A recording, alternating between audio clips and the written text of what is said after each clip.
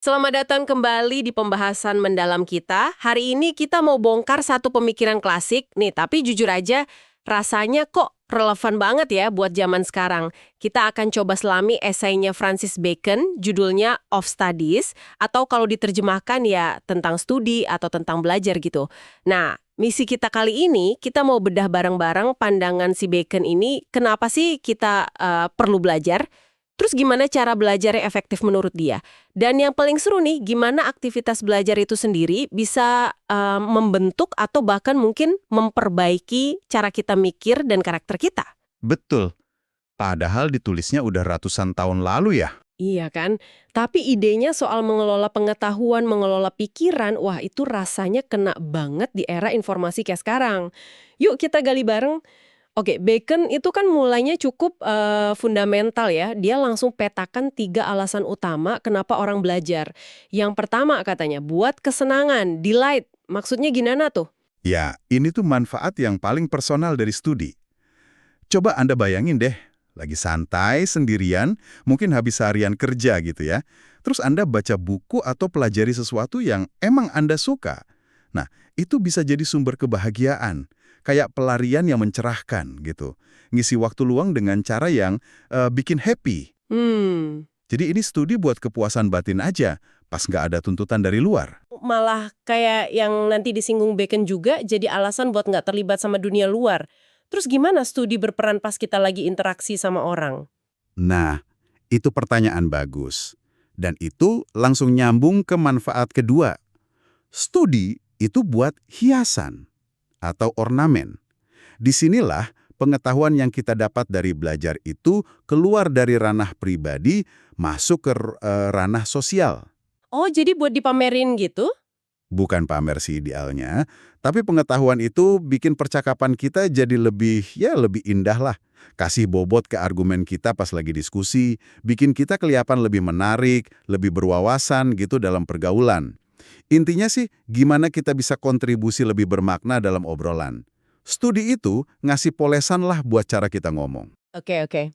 Jadi dari senang-senang sendiri, terus jadi hiasan pas ngobrol. Nah, fungsi ketiga nih yang katanya paling pragmatis. Yang ketiga, ini yang paling praktis. Studi itu buat kemampuan. Ability. Ini manfaat studi yang paling kerasa dampaknya ke tindakan dan keputusan kita di dunia nyata. Studi itu mempertajam kemampuan kita buat eh, menilai situasi, bikin keputusan yang lebih oke, merencanakan strategi, juga buat ngelola urusan-urusan, ya personal, ya profesional. Kata Bacon, orang yang terpelajar itu lebih cakap lah buat eksekusi rencana, buat mecahin masalah. Kenapa? Ya karena mereka punya kerangka berpikir, punya pengetahuan yang relevan. Ini studi buat ya efektivitas praktis. Kesenangan, hiasan, kemampuan. 3 pilar yang jelas banget ya. Rasanya kita semua pernah ngerasain kombinasinya kali ya. Mungkin Anda di rumah juga bisa coba renungin dari 3 ini mana sih yang paling sering Anda cari atau dapat dari belajar. Tapi nih, Bacon juga realistis orangnya. Dia nggak cuma muji-muji studi doang, tapi juga kasih peringatan. Dia bahas hubungan penting antara studi sama bakat alami, terus studi sama pengalaman. Ada analogi menarik tuh soal pangkas tanaman liar. Iya, analogi itu kuat banget. Bacon bilang studi itu nyempurnain bakat alami. Persis kayak pemangkasan, pruning, nyempurnain tanaman. Bakat alami kita itu ibarat tanaman liar. Punya potensi, tapi ya bisa tumbuh liar nggak karuan. Nah, studi itu bantu ngarahin, ngebentuk, ngoptimalin potensi itu. Tanpa studi, bakat mungkin nggak bakal jadi bentuk terbaiknya gitu. Tapi di sisi lain, studi aja juga nggak cukup kan ya? Bacon nekenin banget kalau studi itu perlu disempurnain lagi sama sesuatu yang lain. Apa itu? Pengalaman. Kenapa sih keseimbangan ini penting banget menurut dia? Nah, ini poin krusial banget. Studi itu kan ngasih kita peta, teori, prinsip umum lah. Tapi pengalaman itu yang ngasih ujian di dunia nyata, ngasih konteks, ngasih pemahaman, nuansa. Tanpa pengalaman, pengetahuan dari buku bisa jadi kaku banget, nggak relevan, atau malah bahaya pas diterapin. Bacon secara spesifik ngingetin beberapa jebakan nih, kalau kita terlalu ngandalin studi tanpa pengalaman, atau kalau cara belajar kita salah. Misalnya nih, ngabisin terlalu banyak waktu buat studi. Itu bisa jadi tanda slot atau kemalasan. Kemalasan. Kok bisa? Iya, maksudnya orang mungkin tenggelam dalam buku atau teori buat ngindarin tantangan atau ruwetnya dunia nyata. Jadi kayak nggak mau turun gunung, nggak mau kotor tangannya gitu. Oh, kayak analisis paralysis gitu Iya, ya. Kebanyakan mikir kurang gerak. Versi zaman dulu mungkin ya. bisa dibilang gitu. Terus jebakan kedua, pakai studi terlalu dominan buat hiasan. Ini yang dia sebut affection, sikap yang dibuat-buat. Ah, yang tadi itu ya. Iya. Jadi pengetahuannya cuma buat pajangan aja, biar kelihatan keren di depan orang. Seringnya di momen atau cara yang nggak pas. Nggak ada substansinya. Tujuannya pamer, bukan buat berbagi atau diskusi. Kayaknya kita pernah deh ketemu orang kayak gitu ya. Atau jangan-jangan kadang kita sendiri juga tergoda gitu. Terus, jebakan ketiga apa? Nah, yang ketiga ini mungkin yang paling bahaya buat ambil keputusan. Nilai segala sesuatu melulu berdasarkan aturan buku. Nggak peduli sama kearifan praktis atau konteks spesifik. Bacon nyebutnya humor seorang sarjana. Humor of a scholar. Humor seorang sarjana. Iya, ini tipe orang yang teoretis banget, kaku, nggak fleksibel. Kenapa? Karena terlalu megang apa kata buku, terus gagal lihat kapan aturan itu perlu disesuaiin, atau malah diabaikan tergantung situasi nyata. Jadinya kurang bijaksana pas aplikasi. Jadi intinya ya cari titik tengahnya itu ya. Studi ngasih arah, pengalaman ngasih validasi sama penyesuaian, tapi gimana kita tahu kalau kita udah kebanyakan teori kurang praktek atau sebaliknya ya? Itu kayaknya pertanyaan susah dijawab ya. Iya juga. Bacon sih nggak ngasih formula pasti, tapi kesadarannya aja soal bahaya ketidakseimbangan ini udah jadi wawasan penting loh. Ini soal refleksi terus-menerus. Pengetahuan gue bisa diterapin nggak sih? Pengalaman gue ngasih masukan balik nggak ke apa yang gue pelajari? Dua-duanya harus jalan bareng. Oke. Nah, setelah bahas kenapa belajar dan pentingnya keseimbangan, Bacon terus masuk ke gimana caranya kita interaksi sama bahan pelajaran, khususnya buku. Ini salah satu bagian paling ikonik dari esainya nih, soal mengonsumsi informasi. Kayaknya dia udah punya sistem triase informasi gitu ya, jauh sebelum zaman digital. Persis. Dia pakai analogi makanan. Dan ini intuitif banget. Kan nggak semua makanan kita perlakuin sama ya kan? Betul. Nah, sama kayak buku atau sumber informasi. Bacon bagi jadi 3 cara utama. Pertama, ada buku yang cukup dicicipi aja. To be tasted. Artinya, kita cuma perlu baca bagian-bagian tertentu.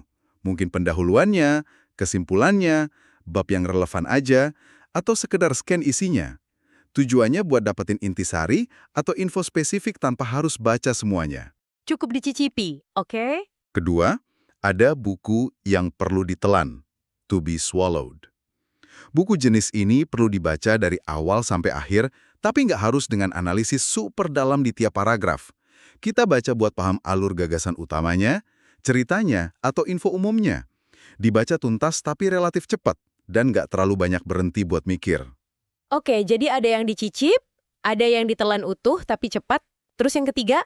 Yang ketiga ini kategori paling intensif, buku yang harus dikunyah dan dicerna, to be chewed and digested. Jumlah buku kayak gini, kata Bacon, biasanya sedikit aja. Ini karya-karya penting yang butuh perhatian penuh, dibaca teliti, direnungin dalam-dalam, mungkin sambil bikin catatan, nanyain argumennya, dan benar-benar diintegrasiin ke pemahaman kita. Ini proses yang lambat dan aktif banget. Mencicipi, menelan, mengunyah, dan mencerna. Wah, ini kayak strategi manajemen informasi yang efisien banget ya. Tapi gimana soal jalan pintas? Kan Bacon juga nyinggung tuh soal baca ringkasan atau ulasan orang lain yang dia sebut read by deputy atau membaca lewat perwakilan. Zaman sekarang kan banyak banget tuh rangkuman, ulasan, book summaries. Menurut Bacon ini valid nggak sih? Bacon ngelihatnya agak skeptis ya, walaupun nggak nolak sepenuhnya. Dia bilang, cara ini bisa aja dipakai tapi cuma buat argumen yang kurang penting atau buat buku-buku yang kualitasnya biasa aja gitu. Minor sort of books. Analogi yang dia pakai itu distilled waters, air sulingan. Mungkin kelihatan jernih, ringkas, tapi rasanya hambar dan kurang bergizi dibanding minum langsung dari mata air asli, yaitu baca karya orisinalnya. Ah, begitu. Jadi buat materi yang benar-benar penting, nggak ada gantinya deh buat baca dan bergulat sendiri sama teksnya. Peringatan yang relevan banget ya. Di tengah banjir info sekarang, godaan buat cuma nyicipin atau ngandelin ringkasan itu gede banget. Kemampuan buat secara sadar mutusin mana info yang layak dikunyah dan dicerna, mana yang cukup ditelan, mana yang bisa dicicipi atau bahkan diabaikan, itu jadi kayak skill bertahan hidup intelektual yang krusial banget, ya nggak sih? Betul sekali. Biar kita nggak cuma jadi konsumen data, tapi benar-benar jadi pencerna pengetahuan. Nah, beranjak dari cara baca, Bacon terus hubungin nih berbagai aktivitas belajar sama pengembangan skill mental yang spesifik. Ada formula terkenalnya di sini. Membaca bikin orang jadi penuh, full. Diskusi, conference bikin orang jadi siap, ready. Dan nulis bikin orang jadi tepat, exact. Gimana kita maknain formula ini? Wah, ini kayak segitiga emas pengembangan intelektual ala Bacon. Coba kita bedah satu-satu ya. Membaca bikin penuh, ini tahap input. Baca itu ngisi pikiran kita sama materi mentah, fakta, ide, perspektif, data. Makin banyak baca, makin penuh gudang pengetahuan kita. Ini fondasinya. Oke, input. Terus? Diskusi atau konferensi ya istilahnya, bikin siap. Ini tahap pemrosesan aktif secara sosial. Diskusi itu ngelatih kita buat respon spontan, ngomongin pikiran kita secara lisan, mempertahankan argumen, dan ngetes pemahaman kita ke orang lain. Ini bangun kesiapan mental, kelincahan mikir, sama kemampuan adaptasi pas ngobrol. Jadi lebih tangkas gitu ya? Betul. Nah, yang terakhir, menulis bikin tepat. Ini tahap output yang terstruktur. Nulis itu maksa kita buat ngatur ide-ide yang mungkin masih acak-acakan di kepala. Kita jadi milih kata dengan presisi, bangun alur logika yang koheren, nyajin argumen secara jernih dan ringkas. Proses nulis itu sendiri sering banget justru mengklarifikasi apa yang sebenarnya kita pikirin. Susah kan mengumpet di balik ketidakjelasan kalau harus ditulis? Wah, bener juga ya. Jadi kalau gitu, misal ada orang banyak baca tapi jarang diskusi atau nulis, dia mungkin tahu banyak tapi susah ngungkapinnya atau argumennya kurang tajam gitu ya. Bacon bahkan kasih konsekuensi kan kalau salah satu aktivitas ini timpang? Tepat sekali. Dia ngasih skenario jika maka yang menarik banget. Kalau seseorang jarang nulis, dia butuh ingatan yang luar biasa kuat. Kenapa? Biar bisa nyimpen semua detil sama struktur pikirannya secara akurat di kepala. Nulis kan kayak memori eksternal sama alat buat ngatur. Masuk akal? Terus, kalau dia jarang diskusi, dia butuh kecerdasan spontan, present with, yang tinggi banget. Biar bisa ngimbangin obrolan, respon cepat, mikir on the fly gitu. Diskusi itu ngelatih kesiapan itu. Oke. Dan kalau dia jarang baca, dia butuh banyak kelihayan atau kecerdikan, much cunning, biar bisa tampil seolah-olah tahu banyak, padahal dasarnya rapuh. Jadi harus pinter pura-pura tahu. Wah, ini bener-bener nekenin perlunya siklus belajar yang utuh ya. Input, baca, proses aktif, diskusi refleksi, sama output terstruktur, nulis. Tiga-tiganya saling nguatin. Kalau lemah di satu area, ya ngaruh ke semuanya. Sekarang kita sampai nih di bagian yang menurut saya paling mengejutkan dan mungkin paling modern dari esai ini. Bacon nyamain studi sama obat atau olahraga buat pikiran. Dia percaya kalau jenis studi yang beda-beda itu bisa secara spesifik nyembuhin atau benerin kelemahan mental tertentu. Dia bahkan ngutip pepatah Latin, Abeunt studia in mores. Studi itu meresap jadi karakter atau kebiasaan berpikir. Wah, ini gagasan yang kuat banget loh. Sangat kuat. Ini ngangkat studi dari sekedar ngumpulin info, jadi alat buat ngebentuk diri. Bacon ini kayak jadi dokter pikiran gitu. Dia ngasih resep studi buat ngembangin kualitas mental tertentu. Belajar sejarah katanya, bikin orang jadi bijaksana, wise, ya. Belajar dari pola dan konsekuensi masa lalu. Oke. Baca puisi bikin orang jadi jenaka dan imajinatif, witty, ngelatih kepekaan bahasa sama kreativitas.